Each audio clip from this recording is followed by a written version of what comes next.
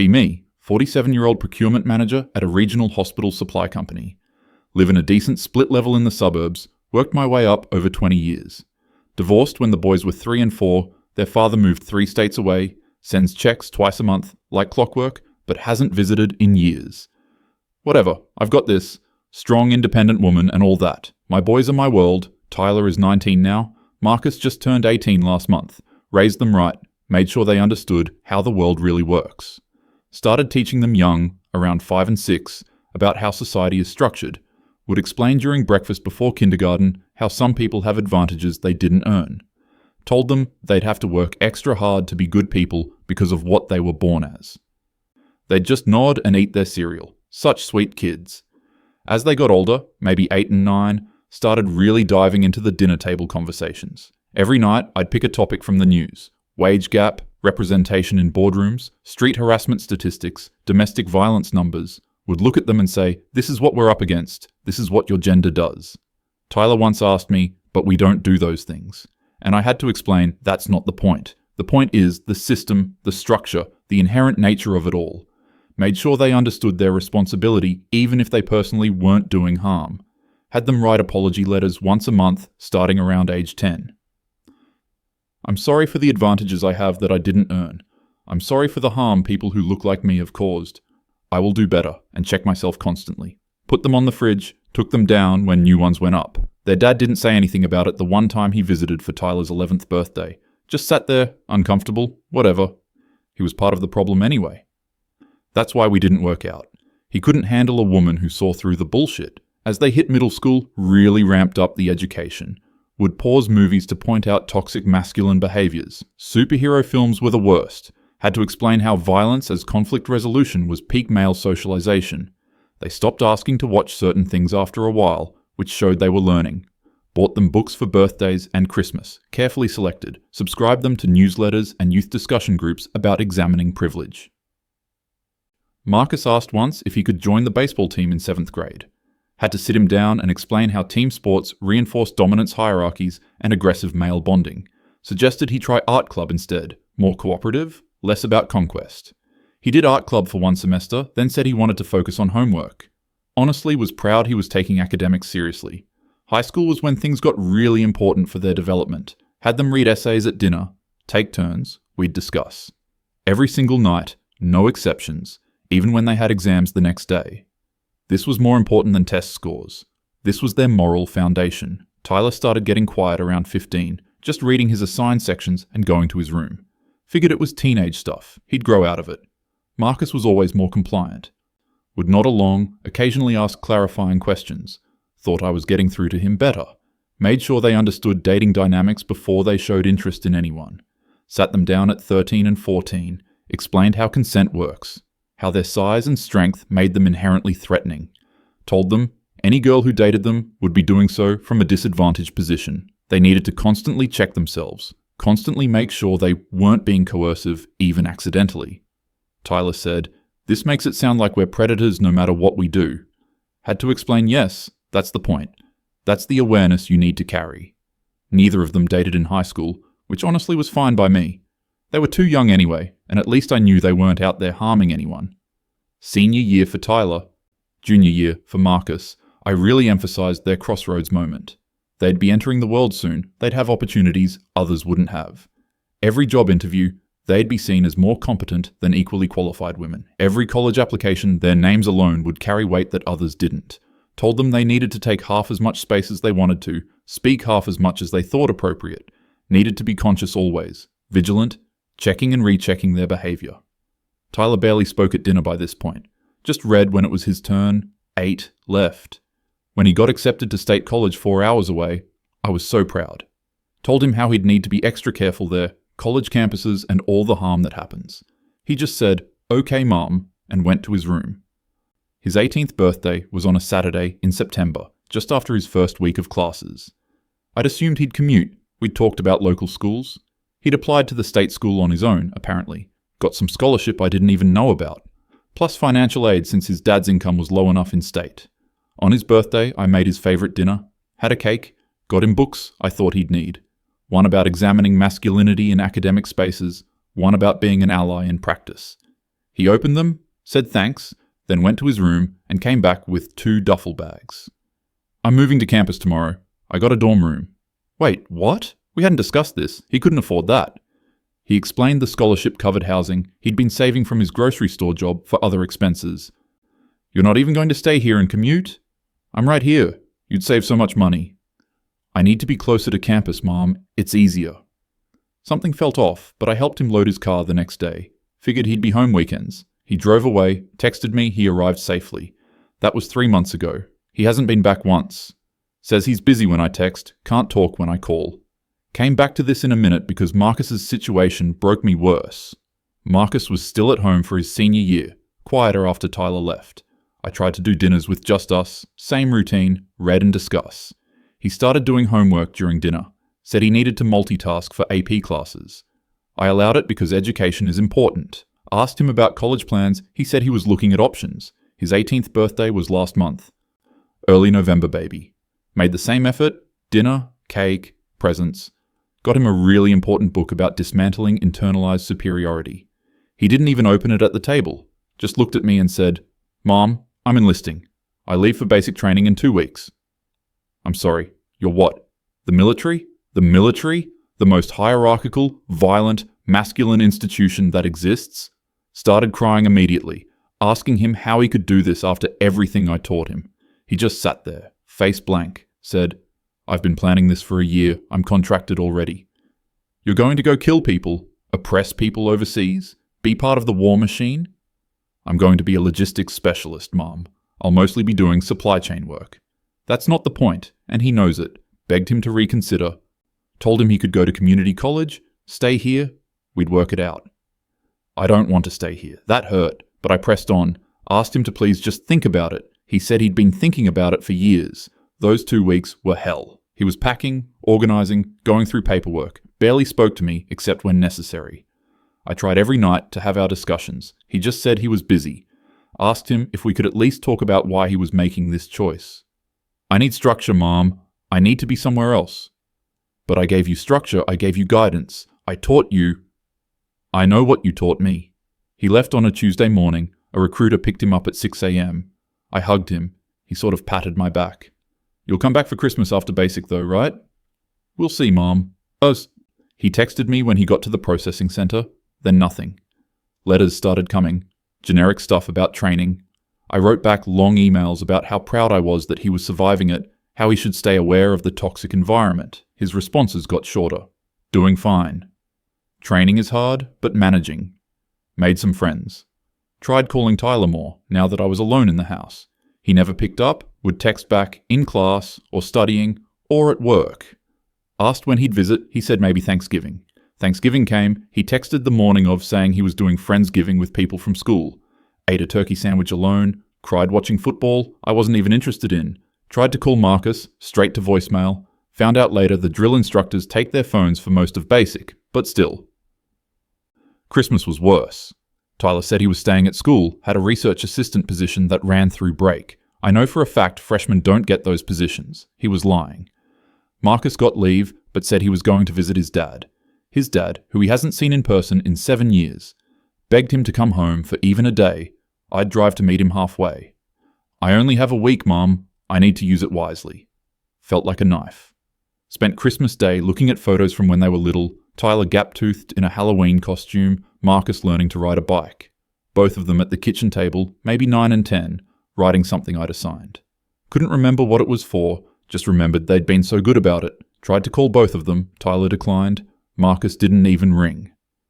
Sent long texts about how much I missed them, how I wanted to see them. Tyler responded 2 days later. Sorry, Mom, really busy with school stuff. Marcus didn't respond at all. New Year's came and went. Started realizing this wasn't a phase. They weren't coming back. Tried to think about what could have driven them away. I gave them everything. I taught them everything they needed to know. Raised them alone, worked full-time, still made sure they had moral guidance every single day. Made their lunches with notes about being good humans. Drove them to school and appointments and activities I approved of. Was there for every report card, every parent-teacher conference. Sure, I was strict about the discussions, but that was important. How else would they learn? How else would they understand their place in the world, their responsibilities? Started seeing a therapist in January, had to talk to someone. Told her the whole story, how I'd raised them consciously, how they'd abandoned me. She asked a lot of questions about the dinner table discussions. How often, how long, what topics, how they responded. Tried to explain these were necessary, these were vital to their development. Did they ever express that they didn't want to have these conversations? Well, yes. Sometimes, when they were younger, they'd complain. But kids complain about homework too. Doesn't mean it's not necessary. How did you respond when they achieved things? Sports, academics, friendships? Praised them, of course, but also reminded them about the context of their advantages. Couldn't let them get complacent or unaware. Therapist got quiet, wrote something down. Do you think they might have experienced that as conditional love? What? No. I loved them unconditionally. They were my babies. Everything I did was because I loved them. I wanted them to be good men, safe men, aware men. Better than their father. Better than the men on the news. Better than the statistics. Did you ever tell them you were proud of them just for being themselves? I told them I was proud when they showed growth, when they demonstrated awareness. Isn't that the same thing? Started going through my phone, reading back through years of texts. Mostly me sending them articles, asking if they'd read them. Them responding okay or got it, or just thumbs up emoji. Me sending reminders about behaviors to check, thoughts to examine. Them responding less and less as they got older. Found a string from Tyler's 16th birthday. Me. Happy birthday, sweetheart. Remember, you're another year closer to being a man in society's eyes. Big responsibility. Him. Thanks, Mom. That was it. Why didn't I say more? Why didn't I just say I loved him? I did though. I said, sweetheart. That's affection. Wait. Went back through years of texts. Searched for I love you. I'd sent it, scattered here and there, usually after longer messages about expectations. Remember to check yourself constantly. Love you. Make sure you're reading that essay I sent. Love you. They'd almost never sent it back. Few times when they were younger, then nothing after age 13 or so. Started having panic attacks in February. The house was so quiet. Their rooms were exactly as they'd left them. Tyler's with his bedmaid. Everything neat. Books I'd given him on the shelf unread. Marcus's more cluttered. Some posters he'd put up of bands I didn't recognize. Would go in there at night and just sit. Where did I go wrong? I did everything right, didn't I? Protected them from toxic influences. Gave them framework. Taught them responsibility. Tried to call Tyler again. It rang this time. He picked up. Mom, I'm in the middle of something. Tyler, baby, please. Can we just talk? I miss you so much. Look, I'm really busy with midterms. After midterms, then? You could come home for a weekend? Silence on the line. Could hear him breathing. I don't think so, Mom. Why not? Please, just tell me why. More silence. I need to go. I'm meeting my study group. Tyler, wait. He hung up. Tried calling back. Declined. Sent texts. Seen but not responded to. Tried Marcus. Number was disconnected. Fully disconnected. Not just straight to voicemail. He'd changed his number and didn't tell me. Emailed him at his military email. Bounced back. He must have shut down the family one. Probably had a new one I didn't have. Realized I had no way to contact my younger son. No way at all. He'd cut me off completely. Started drinking wine at dinner. Alone at the table where we used to sit.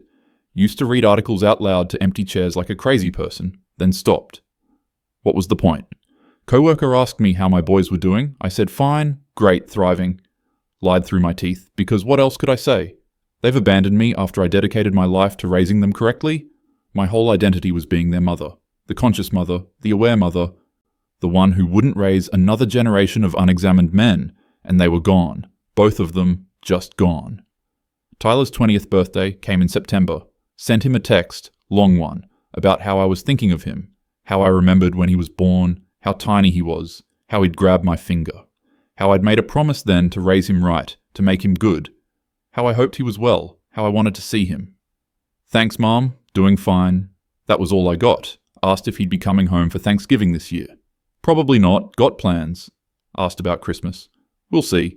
We'll see means no. I've learnt that. Marcus's 19th birthday. Sent a card to his dad's address.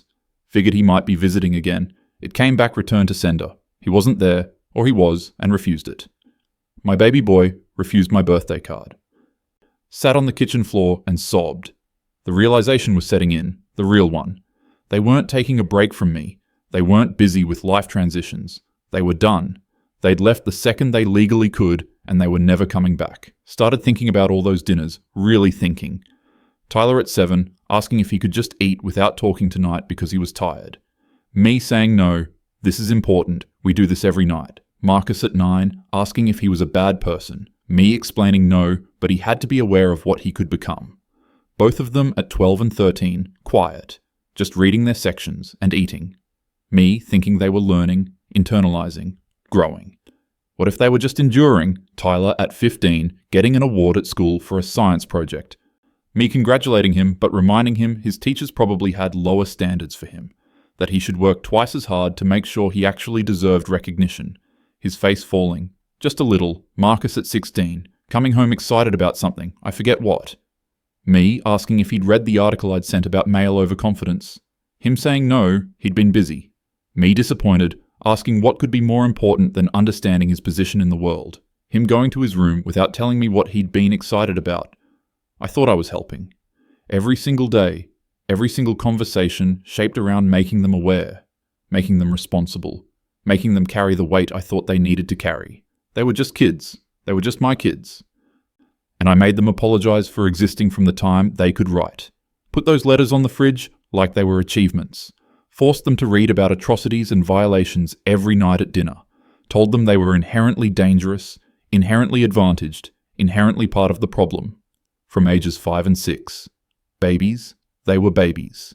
And I made sure they knew I saw them as representatives of everything wrong in the world. Not as themselves. Not as Tyler, who loved dinosaurs and was scared of thunder. Not as Marcus, who drew elaborate mazes and laughed at stupid jokes.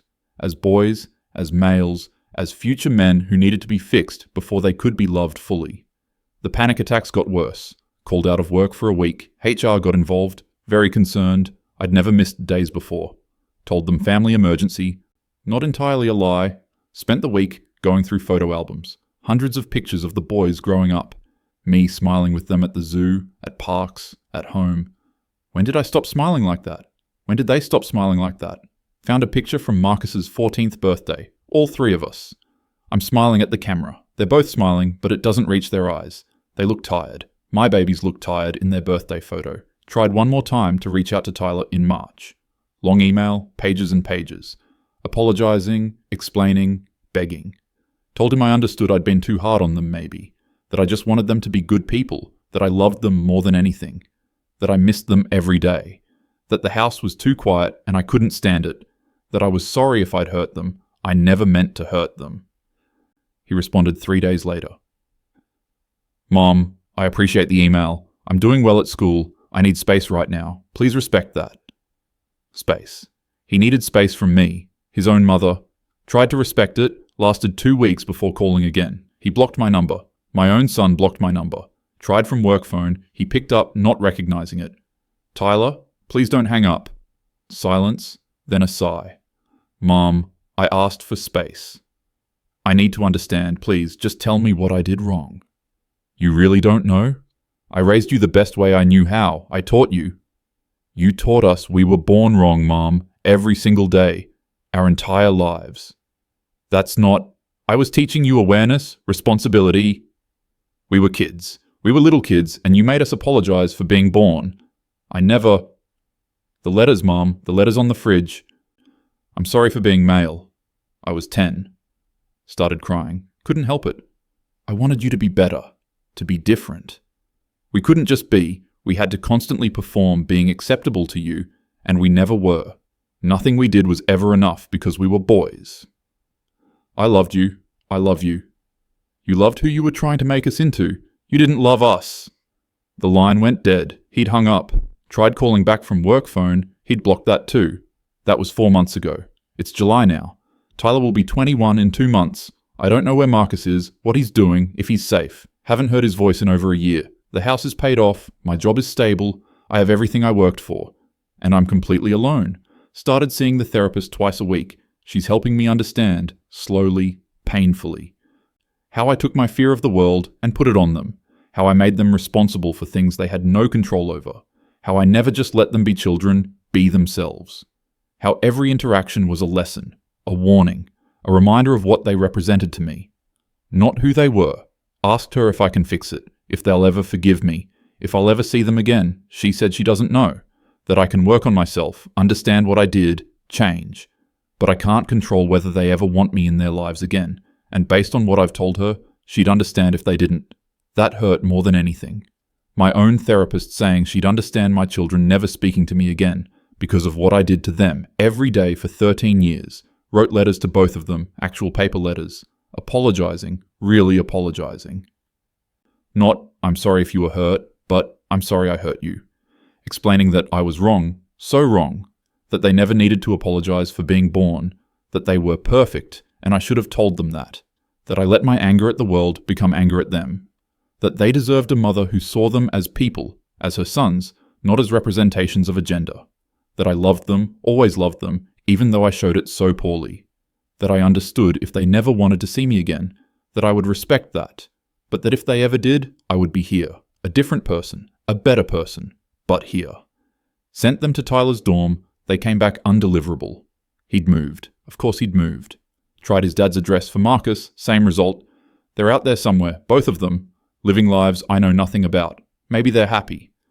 God, I hope they're happy. Hope they found people who love them for who they are. Hope they're not carrying around the weight I put on them. Hope they've forgiven themselves for being born, since I made them think they needed to. I'm alone in this house. Consequence of my own actions.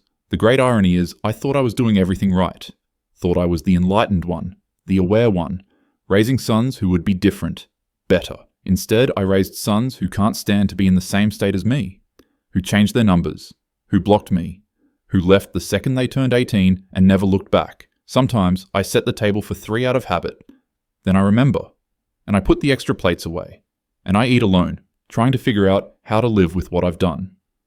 How to be a person when my entire identity was being their mother, and I'm not even that anymore. They have no mother. They chose to have no mother rather than have me. That's what I did. That's who I was to them. Worse than absent. Worse than neglectful. I was there every day making sure they knew they were wrong, and now they're gone. And I'm here. And the house is so quiet, and I deserve every second of this silence.